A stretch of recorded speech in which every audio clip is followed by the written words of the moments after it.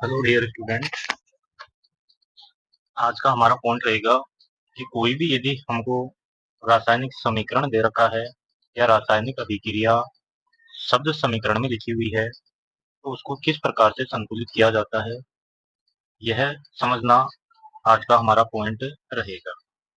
यदि बात करें आज के पॉइंट की, तो इससे पहले के वीडियो में हमने रासायनिक समीकरण क्या होता है, रासायनिक समीकरण को हम कितने रूप में लिखते हैं, रासायनिक अभिक्रिया की क्या कंडीशंस बनती है, जिन स्थितियों को हम रासायनिक अभिक्रिया के लिए अप्लाई किया था उन्हीं कंडीशंस को हम यहाँ पर अप्लाई करेंगे। मेनली आज हमारा पॉइंट रहेगा कि कोई भी हमारे को रासायनिक अभिक्रिया दे रखी है, चाहे वो शब्द समीकरण के फॉर्मेट में हो या फिर रासायनिक समीकरण के फॉर्मेट में हो, उसमें सबसे पहले अनबैलेंस स्थिति की पहचान करनी पड़ती है कि कौन सा यहाँ पर परमाणु, अणु या आयन अनबैलेंस स्थिति में है। तो आज के पॉइंट की चर्चा करते हैं कि रासायनिक अभिक्रिया को संतुलित कैसे किया जाता है।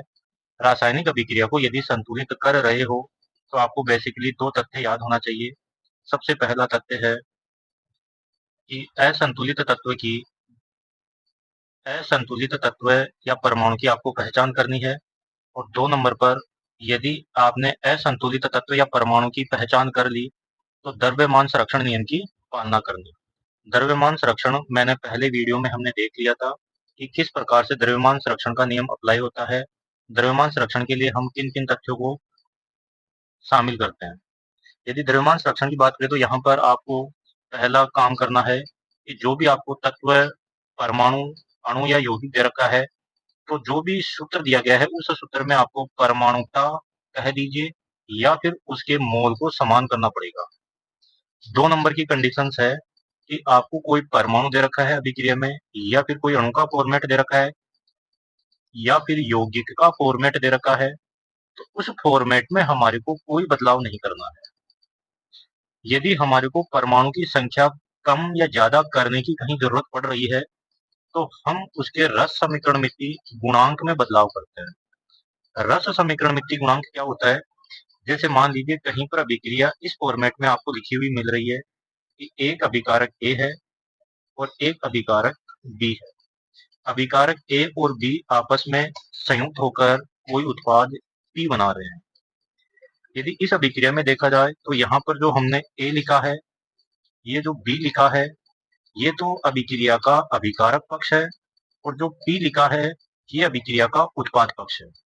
इस अभिकारक पक्ष और उत्पाद पक्ष में जो ए का रूप है, बी का रूप है और जो पी का रूप है, ये यहाँ पर उस तत्व की या उस परमाणु की या उस अणु की या फिर उस आयन की मोल के रिगार्डिंग इसको लिखा गया है। इसी के साथ साथ यदि इनके बाहर कोई हम संख्या लिख दे, जैसे यह अक्ष हो गया, ये वाई हो गया और ये जेड हो गया, तो हमने जो संख्या अक्ष या वाई और जेड की जगह यदि कोई बदलाव करेंगे तो वह बदलाव इन अभिक्रियाओं के लिए ए और बी और पी के रस समीकरण मिति गुणांक में बदलाव कहलाएंगे। फिर से समझना, यदि आपको कोई अभिक्रिया दे रखी है, जैसे मान लीजिए एक अभिक्रिया आपको दी गई है कि Fe एक आयरन है, आयरन की अभिक्रिया जब H2O के साथ करवाई जाती है तो फेरिक ऑक्साइड प्राप्त होता है। फेरिक ऑक्साइड का कैसे अणुसूत्र बना, ये हमने शुरुआती वीडियो में देख लिए थे, और आगे H2 गैस बन रही है। यहाँ पर जो Fe लिखा गया है ये तत्व का फॉर्मेट है, जो H2 लिखा गया है ये यौगिक का फॉर्मेट है, Fe3O4 लिखा गया है ये यौगिक का फॉर्मेट है, और जो H2 लिखा गया है ये अणु का फॉर्मेट है। तो हमको जो भी फॉर्मेट दिया गया है इस फॉर्मेट में हमको कोई बदलाव नहीं करना है। इस फॉर्मेट के बाहर हम यहाँ अक्ष मान सकते हैं, यहाँ वाई मान सकते हैं, यहाँ जेड मान सकते हैं, और यहाँ पर कोई भी अक्ष डैश मान सकते हैं। तो हम अक्ष वाई, जेड और अक्ष डैश की वैल्यू में बदलाव कर सकते हैं। जैसे यहाँ पर ये 3 है तो इस 3 को मोल बोला जाएगा कि Fe के 3 मोल, H2O के 4 मोल, Fe3O4 के बाहर कुछ नहीं लिखा हुआ है तो हम ये मान सकते हैं कि यहाँ पर 1 लिखा हुआ है, उस 1 को अभिक्रिया में दर्शाना कोई आवश्यक नहीं है, तो हम कहेंगे Fe3O4 के 1 मोल और H2O के 4 मोल। यहाँ पर जो हमने संख्या लिखी है 3, 4, 1 और 4, ये इस अभिक्रिया के रस समीकरणमिति गुणांक है। जैसे Fe का रस समीकरणमिति गुणांक 3 हो गया, H2O का रस समीकरणमिति गुणांक 4 हो गया, Fe2O3 का रस समीकरणमिति गुणांक 1 हो गया, H2 का रस समीकरणमिति गुणांक 4 हो गया। सेम इस रस समीकरणमिति गुणांक में हम बदलाव करेंगे और यह बदलाव करके हम अपनी असंतुलित अभिक्रिया को आसानी से संतुलित कर लेंगे। जैसे यही अभिक्रिया कुछ इस फॉर्मेट में आपको मान लीजिए बोर्ड एग्जाम में मिल गई, जिसमें दे रखा है कि Fe plus H2O Fe3O4 plus H2। आप सबसे पहले इस बात के लिए विश्वस्त तो हो जाइए कि यह अभिक्रिया अनबैलेंस है यदि एग्जामिनर पूछ रहा है कि इसको संतुलित कीजिए। अब क्या क्या यहाँ पर अनबैलेंस है वो हमको पहचान करनी आनी चाहिए। इसके लिए हमारा सबसे पहला काम यह रहेगा कि जो भी हमको फॉर्मेट दे रखा है उस फॉर्मेट में हमारे को कोई भी बदलाव नहीं करना है। जैसे आयरन को परमाणुिक अवस्था में लिखा हुआ है तो हम इसमें कोई बदलाव नहीं करेंगे। H2O जल का एक अणु है, यौगिक के केस में लिखा गया है तो हमको इसमें भी कोई बदलाव नहीं करना है। Fe3O4 ये भी एक यौगिक के फॉर्मेट में लिखा हुआ है तो यहाँ पर भी हम कोई बदलाव नहीं करेंगे इसकी परमाणुकता के रिगार्डिंग। ऐसा नहीं कि Fe यहाँ पर 3 है, हमको 1 करना है तो 3 को हटा दिया, 1 जोड़ दिया। ऑक्सीजन कहीं 6 लिखना जरूरी है और हमने 4 को हटा दिया और 6 कर दिया, ऐसा हमारे द्वारा कार्य नहीं किया जाएगा। ऐसे यहाँ पर जो H2 है वो H2 ऐसा का ऐसा रहेगा। यदि हमारे को यहाँ पर इस अभिक्रिया को संतुलित करना है तो संतुलित करने के लिए इनके बाहर जो रस समीकरणमिति गुणांक होंगे उनमें हम बदलाव कर सकते हैं। फिलहाल इस सारी अभिक्रिया में आप ये देख सकते हो कि Fe का रस समीकरणमिति गुणांक कुछ नहीं लिखा हुआ है तो आप अपनी स्वेच्छा से 1 मान सकते हो। H2O का रस समीकरणमिति गुणांक कुछ नहीं लिखा हुआ है तो इसको भी आप 1 मान सकते हो। Fe3O4 का रस समीकरणमिति गुणांक 1 हो जाएगा और H2 का भी रस समीकरणमिति गुणांक 1 हो जाएगा। विशेषतः आप इस बात को अच्छी तरीके से पहचान सकते हो कि इस अभिक्रिया में अभिक्रिया का जो बायां पक्ष है वो बायां पक्ष अभिकारक का है, बायां पक्ष अभिकारक का है और इस अभिक्रिया का जो दायां पक्ष लिखा गया है वो दायां पक्ष उत्पाद का है। अभिकारक पक्ष और उत्पाद पक्ष दोनों में उपस्थित तत्व, परमाणु, अणु या आयन के आपको द्रव्यमान की संख्या बराबर करनी है या फिर कह दो इनके रस समीकरणमिति गुणांक हमको बराबर करने हैं या फिर आप कह दीजिए उस तत्व की परमाणुता बराबर करनी है। यदि तीनों में से आप कोई सा भी कार्य करोगे तो आपकी अभिक्रिया संतुलित हो जाएगी। किस प्रकार से हम इस अभिक्रिया को संतुलित करेंगे? तो सबसे पहले हम ये लिख लेंगे कि अभिकारक पक्ष में एक परमाणु तो है Fe का, एक परमाणु है हाइड्रोजन का और एक परमाणु है ऑक्सीजन का। मेनली यहाँ पर आपको 3 परमाणु दिए गए हैं। इस परमाणु की पहचान कैसे लिखोगे? सेम वही, F बड़ा है, E छोटा है तो ये एक परमाणु हो गया। H2O में हाइड्रोजन बड़ी एबीसीडी में लिखा हुआ मिलेगा, ऑक्सीजन भी बड़ी एबीसीडी में लिखा हुआ मिलेगा तो H2O में 2 एलिमेंट हो गए, एक हाइड्रोजन एलिमेंट, एक ऑक्सीजन एलिमेंट। ऐसे ही Fe3O4 में फेरस एलिमेंट है, ऑक्सीजन एलिमेंट है तो हम कह सकते हैं कि अभिकारक पक्ष में Fe की जो परमाणुकता या जो संख्या मिल रही है वो हमको 1 मिल रही है, हाइड्रोजन की संख्या हमारे को 2 मिल रही है, ऑक्सीजन की संख्या हमारे को 1 मिल रही है। सेम यही संख्या आगे के पक्ष में देखेंगे उत्पाद पक्ष में, तो उत्पाद पक्ष में Fe की संख्या 3 मिल रही है, हाइड्रोजन की संख्या 2 मिल रही है, ऑक्सीजन की संख्या 4 मिल रही है। देख सकते हो ये ऑक्सीजन की संख्या 4 हुई, Fe की संख्या 3 हुई और हाइड्रोजन की संख्या 2 हुई। इस अब आपको यह देखना है कि कौन सी स्थिति अनबैलेंस है। आप यहाँ पर यदि देखोगे तो आप यह कह सकते हो कि अभिकारक पक्ष में हाइड्रोजन और उत्पाद पक्ष में हाइड्रोजन की संख्या समान मिल रही है, लेकिन अभिकारक पक्ष में फेरस 1 मिल रहा है और उत्पाद पक्ष में आपको 3 मिल रहा है। ऑक्सीजन यहाँ पर 1 मिल रहा है और यहाँ ऑक्सीजन 4 मिल रहा है। यानी कि हम ये कह सकते हैं कि हाइड्रोजन को बैलेंस मिल रहा है लेकिन आयरन और ऑक्सीजन बैलेंस नहीं मिल रहा है। तो हम यहाँ पर क्या करेंगे इसके लिए आपको सीधा सा है, आपको पहाड़े आने चाहिए। यदि सही मायने में पहाड़े आते हैं तो आप आसानी से हल कर सकते हो। कैसे हल करेंगे? देखिए यहाँ पर अभिकारक पक्ष में एफ की संख्या 1 है, उत्पाद पक्ष में एफ की संख्या 3 है। तो 3 को तो हम 1 के बराबर नहीं कर सकते, लेकिन इस 1 को हम 3 के बराबर कर सकते हैं।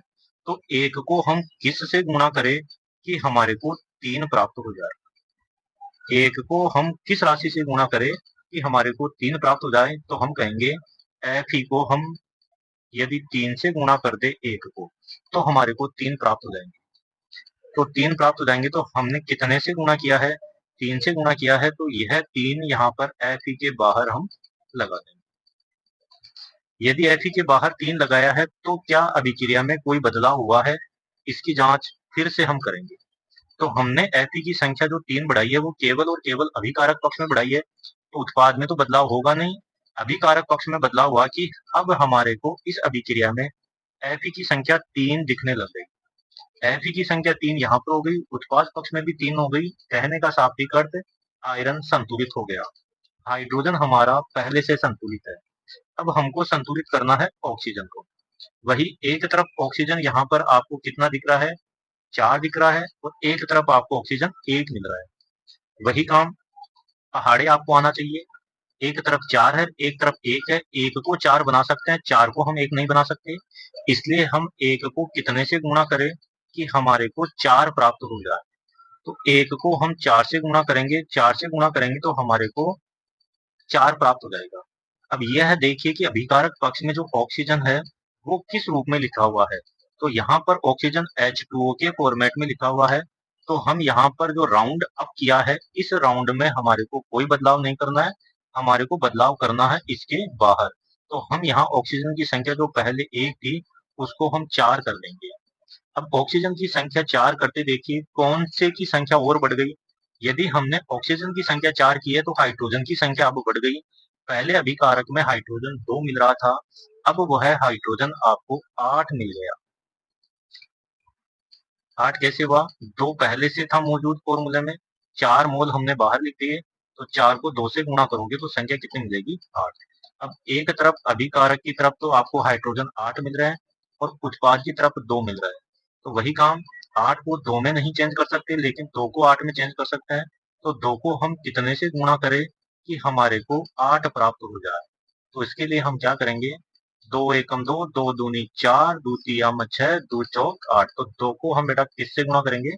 4 से गुणा करेंगे। 2 को 4 से गुणा करेंगे तो हमारे को कितना डाटा प्राप्त होगा? इसका आंसर 8 प्राप्त होगा।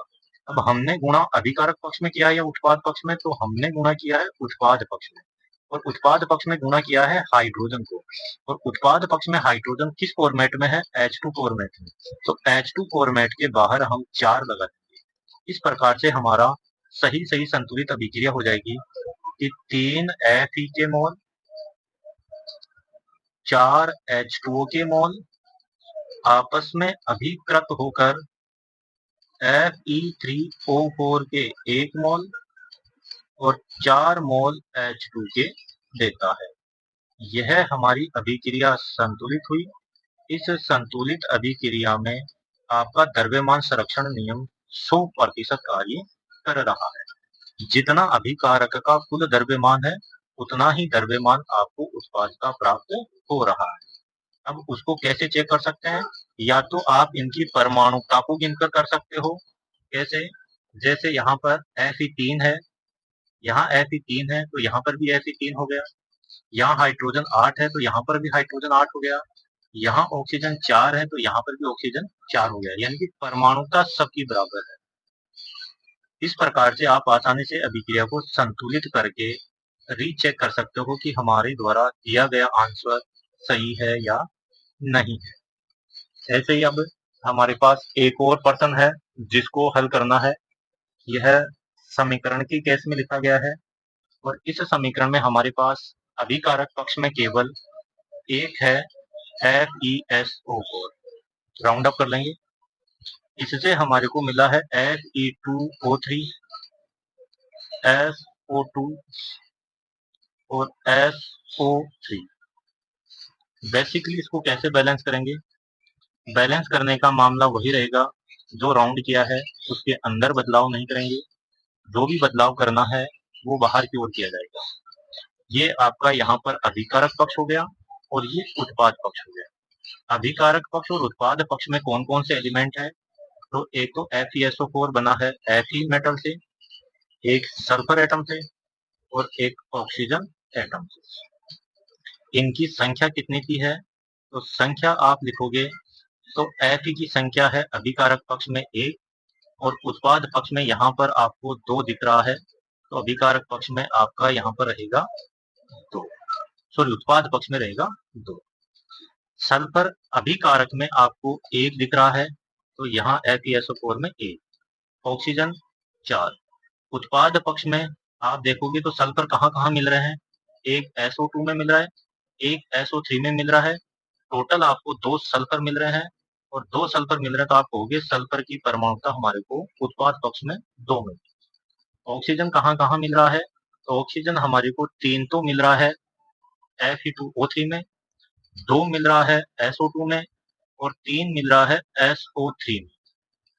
ओवरऑल हम ये कह सकते हैं कि टोटल ऑक्सीजन कितना मिल रहा है? तो 3, 2, 5, 5 और 3 8, टोटल आपको 8 ऑक्सीजन मिल रहे हैं। अब हम इस अभिक्रिया में देखेंगे तो सभी एलिमेंट अनबैलेंस है। अब इनको किस प्रकार से बैलेंस करेंगे? तो देखिए, सबसे पहले आप ये देखिए कि Fe 1 है, इधर 2 है। कम को ज्यादा बना सकते हैं, ज्यादा को कम नहीं। तो 1 को यदि हम 2 से गुणा कर दे तो हमारे को 2 प्राप्त हो जाएगा। अब कितने से गुणा किया हमने Fe को? 2 से गुणा किया, तो इसके रस समीकरण मित्ति गुणांक में हम 2 लिख देंगे। 2 लिखते ही हमारे पास क्या क्या चेंज हो गया? पहले डाटा जो सल्फर 1 था, अब वो सल्फर आपके पास 2 हो गया। ऑक्सीजन पहले 4 था, वो अब 8 हो गया। इस प्रकार से हम यह कह सकते हैं कि परमाणुओं की संख्या पहले हमको 2, 2, 8 अभिकारक पक्ष में, उत्पाद पक्ष में भी आपको 2, 2, 8 मिल रही है, अर्थात हमारा संतुलित समीकरण बन चुका है। ऐसे आप और भी प्रश्न देख सकते हो। किस प्रकार से हल करोगे? जैसे मान लीजिए यहाँ पर आपको यह लिखा हुआ मिल गया शब्द रूप में, तो शब्द रूप में यदि कहीं लिखा हुआ मिल रहा है तो उसको कैसे आप बैलेंस करोगे? इसके लिए भी आपको इसके लिए आपको यह पता होना चाहिए कि हाइड्रोजन गैस के फॉर्मेट में या अणु के फॉर्मेट में रहती है, क्लोरीन भी अणु के फॉर्मेट में रहती है और हाइड्रोजन क्लोराइड है वो यौगिक के फॉर्मेट में रहती है। आप इनका सही सही फॉर्मूला लिखोगे, जैसे हाइड्रोजन को लिख दिया H2 प्लस क्लोरीन को लिख दिया Cl, तो यह आगे बन जाएगा HCl। नाम लिखा हुआ है हाइड्रोजन HCl। कैसे बना? Hydrogen H plus chloride Cl minus, दोनों की परमाणुता का मान 1-1 मिल रहा है। ऑलरेडी यह सरलीकृत है और सरलीकृत करने की आवश्यकता नहीं है। तो ऋणायन का जो सरल अनुपात है वो धनायन की परमाणुता हो जाएगी और धनायन का जो सरल अनुपात है वो ऋणायन की परमाणुता हो जाएगी। इस प्रकार हमारा फॉर्मूला HCl बन जाएगा। इस अभिक्रिया को बैलेंस करना है, तो बैलेंस के लिए पहले एलिमेंट देखिए, 2 एलिमेंट है, एक हाइड्रोजन और एक क्लोरीन। अभिकारक पक्ष में हाइड्रोजन 2 और क्लोरीन 2, लेकिन उत्पाद पक्ष में हाइड्रोजन आपको मिल रहा है 1, उत्पाद पक्ष में हाइड्रोजन 1 मिल रहा है और क्लोरीन आपको 1 मिल रहा है। बैलेंस करने के लिए आप यहाँ पर क्या करोगे? इस 1 को 2 में कन्वर्ट करोगे, तो 1 को 2 से गुणा करेंगे तो 2 प्राप्त होगा। हम 2 यहाँ पर इसके बाहर लिखेंगे 2, 2 लिखते देखिए Cl भी आपका बढ़ गया और ये भी 2 प्राप्त हो गया। हमारा समीकरण संतुलित हुआ। इस संतुलित समीकरण को हमारे को एग्जाम में कैसे लिखकर आना है? हम H2 लिखेंगे, Cl2 लिखेंगे और आगे कहेंगे कि इससे 2HCl बन रहा है। अच्छा, यह HCl की भौतिक अवस्था हमारे को लिखना अति आवश्यक है। लिक्विड अवस्था, Cl2 अणु के फॉर्मेट में है तो गैसीय अवस्था, H2 अणु के फॉर्मेट में है गैसीय अवस्था। ये हमारा समीकरण सही है। ऐसे इस प्रश्न को आप आसानी से हल कर सकते हो। बेरियम क्लोराइड है, एल्यूमिनियम सल्फेट है, बेरियम सल्फेट बना है, एल्यूमिनियम क्लोराइड बना है। आपको इनका अणु सूत्र लिखना आना चाहिए और अणु सूत्र बनाना हमने पहले की वीडियो में सीख लिया था। इस प्रश्न को आप खुद हल कीजिए।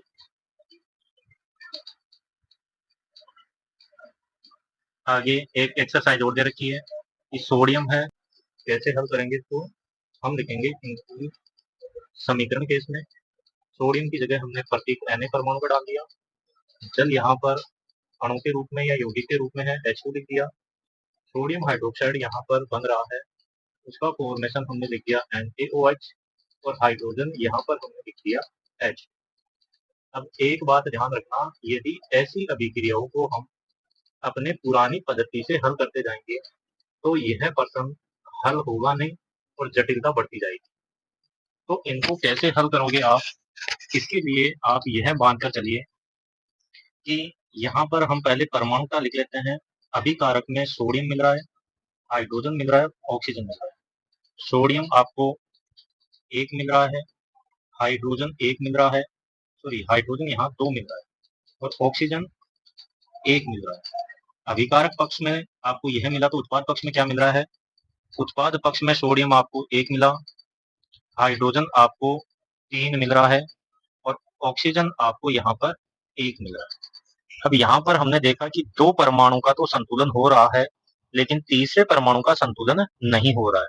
तो हम क्या करेंगे इस स्थिति में, जो हाइड्रोजन की संख्या हमने 3 लिखी है, उस 3 को हम सामान्य तौर पर 2 केस में लिख लें कि एक तो आपको 1 मिल रहा है और एक मिल रहा है 2। अब इसमें जो कम नंबर वाला है उसी को बैलेंस करेंगे एक बार। तो कम नंबर वाले को बैलेंस कैसे करेंगे, उसके लिए हम करेंगे यहाँ पर, यदि आप दोनों हाइड्रोजन को कमांड बैलेंस कर रहे हो तो अभिक्रिया संतुलित नहीं होगी और जटिलता आपकी बढ़ती जाएगी। आप तो इतना ध्यान रखना, यदि 2 एलिमेंट बैलेंस हो और कोई तीसरा एटम अनबैलेंस हो और उसकी परमाणुता 2 जगह दर्शा रही हो, जैसे NaOH में हाइड्रोजन है और एक H2 के फॉर्मेट में है, तो हम यहाँ पर इन दोनों को अलग अलग लिख लेंगे कि 1 भी मिल रही है और 2 भी मिल रही है। तो इसमें जो कम अंक आ रहा है उसी को ही मेन मानकर हम एक बार बैलेंस करके देखते हैं। यानी कि मैं कह सकता हूँ या हम यह कह सकते हैं कि इस 2 को एक बार हम नेग्लेक्ट कर लेंगे, केवल इस 1 को मेन मानकर हल करो। तो यहाँ पर हाइड्रोजन 2 मिल रहा है अभिकारक पक्ष में और उत्पाद पक्ष में आपको 1 मिल रहा है, तो इस 1 को कितने से गुणा कर सकते हैं, तो हमने कहा कि 1 को 2 से गुणा करेंगे तो हमारे को 2 प्राप्त होगा। तो यहाँ पर जो एक संख्या लिखी गई है वो किस फॉर्मेट में है, तो वो है हमारा फॉर्मेट NaOH। तो इस NaOH को हम 2 से गुणा कर देंगे। NaOH को 2 से गुणा किया तो सोडियम की संख्या अभिकारक पक्ष में अब 1 न रहकर यह हो गई 2। अब उत्पाद में आपको 2 मिल रही है, अभिकारक पक्ष में 1 मिल रही है, तो हम यहाँ पर सोडियम की परमाणुता को बराबर करेंगे उत्पाद के बराबर। उत्पाद में आपको सोडियम की परमाणुता 2 मिल रही है, तो अभिकारक पक्ष में भी 2 करने के लिए हम 1 को 2 से गुणा करेंगे तो यह संख्या आपको 2 प्राप्त होगी। तो हम यहाँ पर जो सोडियम का परमाणु लिखा गया है इसके बाहर 2 लगा देंगे। एक बात ध्यान रखना, जैसे ही हमने यहाँ पर हाइड्रोजन की संख्या 2 से गुणा करके मान 2 प्राप्त किया था, तब हमारे पास सोडियम भी बढ़ा था और सोडियम के साथ साथ ऑक्सीजन भी बढ़ गया था। ऑक्सीजन 1 न रहकर 2 हो गया था। अब इस ऑक्सीजन को बैलेंस करने के लिए क्या करोगे आप, इधर भी इसको 2 से गुणा करोगे तब जाकर आपको 2 मिलेगा। जैसे ऑक्सीजन की संख्या 2 बढ़ाएंगे आप, तो आप क्या कहोगे कि इस H2 के बाहर हमने 2 लिख दिया। H2 के बाहर 2 लिखते देखिए हाइड्रोजन यहाँ पर अब 2 की बजाय कितना हो गया, 4 हो गया। और इधर कितना हो रहा है हाइड्रोजन, तो हमने जो गुणा भाग किए थे प्रथम स्टेप में 2, तो वो मिल गए, 2 ऑलरेडी जिसको हमने स्किप करके चले थे वो मिल गए, तो 2 2 4 मिल गए। ओवरऑल हम यह कह सकते हैं कि हमारा समीकरण संतुलित हो गया है। फिर से कह रहा हूं बच्चों, ध्यान रखना, यदि आप हाइड्रोजन की परमाणुता को 3 मानकर इस टॉपिक को हल करते गए तो जितनी जटिलता आपके सामने आएगी आप कल्पना भी नहीं कर सकते। जितने दिमाग के घोड़े हैं उतने चला लेना, लेकिन अभिक्रिया बैलेंस होने में बहुत लंबा समय लगेगा। तो इसके लिए केवल इतना ध्यान रखना कि यदि कोई भी रासायनिक अभिक्रिया बैलेंस हो रही है, उस बैलेंस करते समय हमारे सामने ऐसी स्थिति मिले कि एक अनबैलेंस मिल रहा है और सारे बैलेंस है, तो उस अनबैलेंस वाले को ये देखना कि ये कहीं 2 केस में या कहीं 3 फॉर्मेट में तो नहीं दे रखा है। और यदि वो 2 फॉर्मेट में या 3 फॉर्मेट में दे रखा है, तो जो न्यूनतम फॉर्मेट में संख्या मिल रही है उसी को ही आप मेन मानकर हल कर देना। आप 100% शुद्धता के साथ अपना जवाब सबमिट करके आओगे।